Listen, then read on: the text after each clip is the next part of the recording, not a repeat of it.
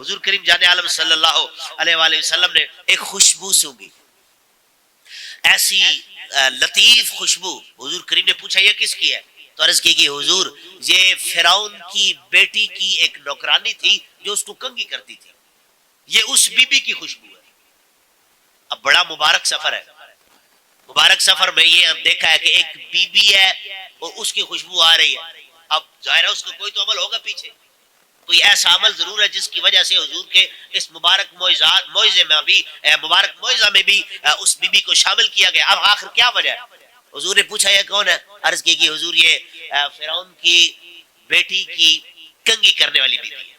اچھا اس کا واقعہ کیا ہے؟ واقعہ کچھ یوں ہے کہ یہ فرعون کی بیٹی کو کنگھی کر رہی تھی. کنگھی کرتے کرتے اس کے ہاتھ سے کنگھی نیچے گری.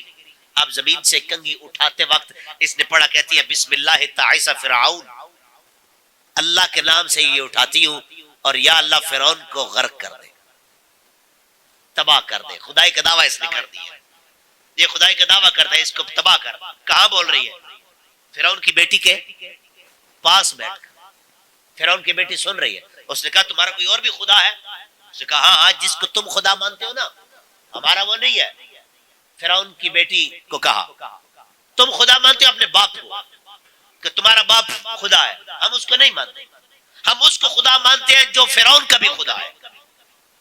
تیرا باپ خدا نہیں ہے، یہ تو جھوٹا ہے، مکار ہے. اور بھائی صاحب کسی کے گھر میں بیٹھ کر پتہ بھی اگلا تگڑا ہے، اگلا پوری قوت میں طاقت میں، اور اس کے گھر میں بندہ نوکر بھی، اور پھر ڈنکے کی چوٹ پر اسے غلط کہے، یہ ہے جذبہ ایمانی. یہ ایمان کا جذبہ ہے کہ غلط کو غلط کہے اور ظالم کے سامنے کہے، ورنہ نہیں بندہ نہیں کہہ سکتا. بڑا مشکل ہوتا ہے، ڈرتے ہیں لوگ. کون ہے جو ظالم کے سامنے آواز بلند کرے؟ آپ اور میں ظالم کے سامنے آواز بلند کرے بھائی صاحب راتوں رات ہم اٹھا لیے جائیں. جو اب اس وقت جو ملک کا حالات ہر بندہ سمجھتا ہے.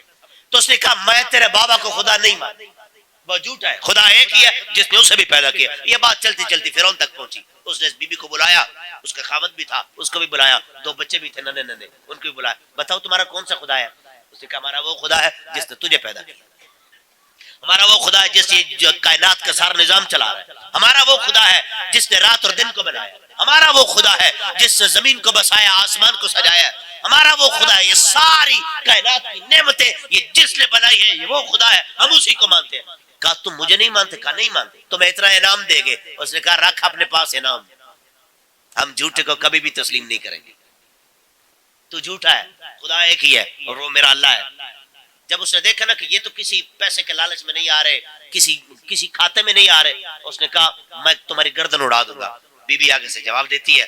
اس نے کہا احسان من کا ان قتلتنا، اگر تو ہمیں قتل کرے نا تیری بڑی مہربانی، تیری بڑی مہربانی ہے. ہم نہیں ڈرتے، ہم نہیں ڈر رہے کہ تو ہمیں قتل کر دے گا. خیر ہے جان ہی ہے نا، اگر اس کی راہ میں دے دے تو قبول تو ہو جائے گی.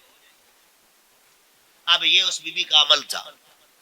پھر اگلی بات اس نے کہا اچھا تیرے بچوں کو مار دوں گا. کہا مار دو. اولاد انسان کی کمزوری ہوتی ہے، ایسے ہی ہے نا جی. بڑے بڑے لوگ ایسے ہیں، جج نے فیصلہ کیا کسی کے خلاف، رات کو ٹیم پہنچ گئی. اس نے کہا اگر یہ فیصلہ تو نے کل ہمارے حق میں نہ کیا تیرے بچے اغوا کر. وہ جج کو پتا ہے کہ یہ جھوٹ ہے، اس کے باوجود اس کے حق میں فیصلہ کیوں کرتا ہے؟ اس کو پتا ہے کہ میرے بچوں کو اٹھا لیا جائے. ایک صرف ایسے مثال دی ہے نا، ایسے ہوتا ہے، ہو رہا ہے، بالکل ٹھیک ہے، ہو رہا ہے، ایسے ہو رہا ہے. تو اس بی بی کو کہا گیا تیرے بچوں کو قتل کروں گا. کون کہہ رہا ہے؟ فرعون، جو اس نے خدائی کا دعویٰ کیا. وہ کہتی کر دے قتل.